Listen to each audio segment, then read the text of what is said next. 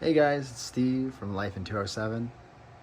And on Sunday, I had a little bit of time before church, so I figured I'd go back to the estate sale that I went to on Saturday and see if there were any deals or if I could get some good pricing.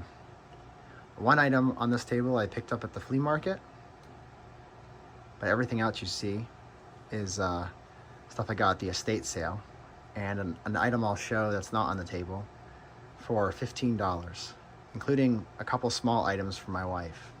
So let's get right into it. Picked up this 12-foot Stanley Power Lock 2 PL312. Very substantial, like feels heavy, doesn't feel cheap. I needed one for the car, so I'll probably put that one in the car. Got some nail clippers here. I'm always struggling to find the little set we have. Picked up this yellow, made in the USA, Phillips screwdriver. No branding that I can tell, but made in the USA, so that's cool. Picked up this KC Pro 1/4 inch by 4 flat tip screwdriver, made in the USA. 972, is that Q3? No, O3. Picked up this Master Mechanic, USA made Phillips 2 screwdriver.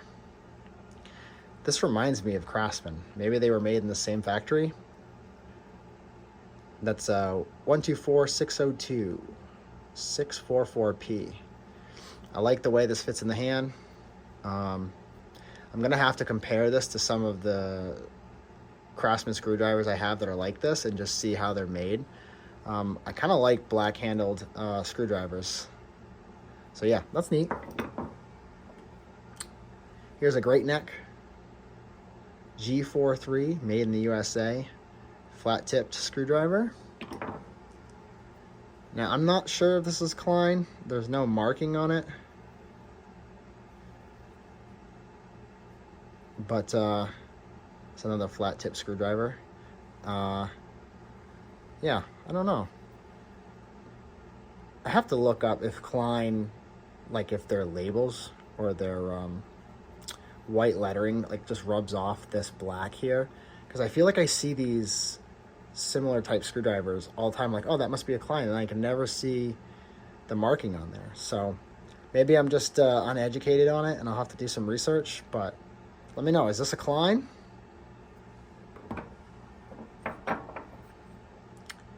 We have a Consolidated Dutch West. I've never heard of this brand. 21 and 10. Open end wrench. It's interesting. Must be for something specific, maybe for a car. It came in a kit. I mean, 21 on one side and 10 on the other, it's quite a difference. So for something specific, I suppose. Here's the only item I got at the flea market. This cost me $2. It's a Craftsman single line double V 44704 combination wrench, 15/16. Relatively clean. It's got some paint on it, but nothing the brass wire wheel can't clean up. So we'll see if I have that. If not, I'll probably go on eBay. Got a incomplete set of router bits. I don't even own a router yet, but I figured I'd pick these up and I could use them whenever I get a router. Got some miscellaneous hardware. I try to pick up this stuff, especially when it's in the package. And I just I'll put that in the hardware bins. Got this nice cast hook here. And it was in a bin that I'll show in a second here. And then I just decided to take the whole, I shouldn't say bin, it's coffee can here. I just decided to take the whole thing since I figured I was going to get good pricing. Excuse me. Got this SK socket here. Now this is interesting. This was in the basement on the floor under a table.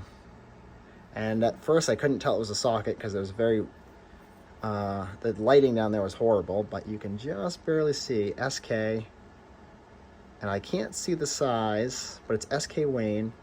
So this will certainly take a bath in Evapor Rust and then wire wheel, or maybe wire wheel then Evapor Rust, and we'll see what that is.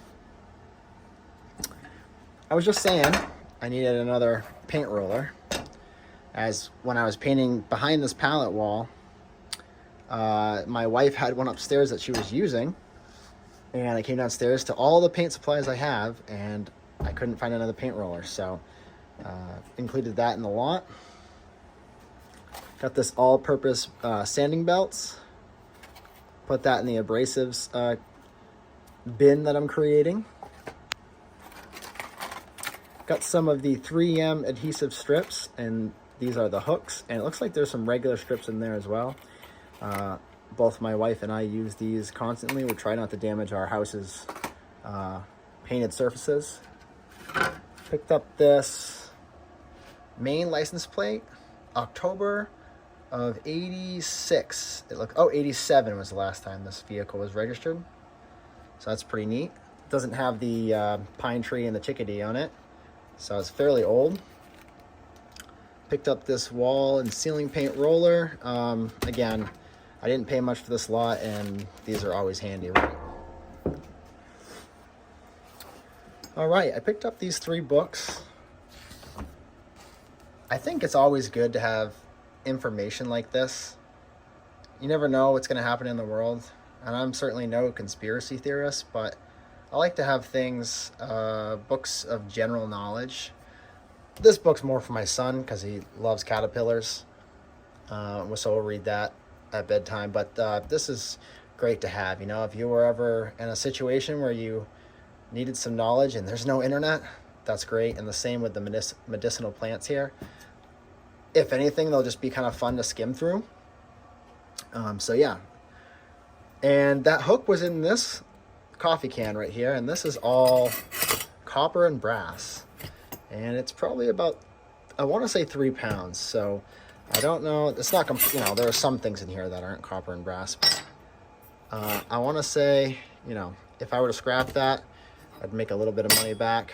I don't know the current price. I do have bins of copper and brass going, but I don't look for it. So if I find it, it goes in the bins.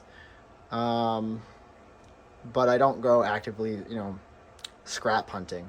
But I certainly don't throw that stuff away. So every once in a while, I'll bring it to the scrapyard. I do it with batteries. I do it with, because sometimes my work gets rid of batteries. And really thick wire we get rid of at work sometimes. That's just not worth their time to strip it. So I'll take that home, and eventually I get to it. But the last item here, which is what prompted me to even spend any money, was this little cabinet here, this metal cabinet. And take some stickers off. Originally it was $5 for this, and then I bundled everything else together. This is going to be a temporary, that bottom shelf needs a little straightening, but this is going to be a temporary cabinet for, I'd say, like all my chemicals, WD-40, Brake Clean, etc., etc.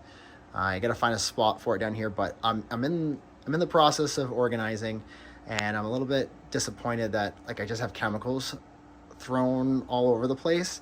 And so the goal is for this, I'm not even going to really clean this. I may unbend that shelf. I'm just going to stick this in the corner for now, put the chemicals in there so I know where they're at until I get the nicer cabinets I have out in the shed cleaned up, and we'll go from there. So yeah, $5, and then who knows, maybe I'll repurpose it for something else. So that's it, guys. That's what I picked up at the estate sale on the last day. Thanks for watching.